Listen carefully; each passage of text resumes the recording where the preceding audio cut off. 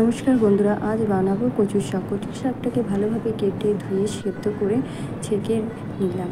মুসুরি কলাই সেদ্ধ করে আগে থেকে রেখেছি। কড়াইতে দিয়ে দিলাম সর্ষের তেল, গোটা জিরে, শুকনো লঙ্কা, পেঁয়াজ কুচি। এটাকে ভালোভাবে ভেজে নিলাম। ভালোভাবে ভাজা হয়ে গেলে আদা রসুন বাটা দিয়ে দিলাম। এটাকে ভালো করে ভাজা হয়ে গেলে জিরে গুঁড়ো, ধনে গুঁড়ো, হলুদ গুঁড়ো দিয়ে দিলাম। তারপর ভালোভাবে মিক্স করে পরিমাণ মতো একটু জল দিয়ে দিলাম, যাতে মশলাটা ধরে নেওয়া যায়। ভালোভাবে মশলাটা ভাজা হয়ে যাওয়ার পর দিয়ে দিলাম সেদ্ধ করে রাখা কচুর শাক। কচুর শাকটাকে ভালোভাবে মশলার সাথে মিশিয়ে নিলাম।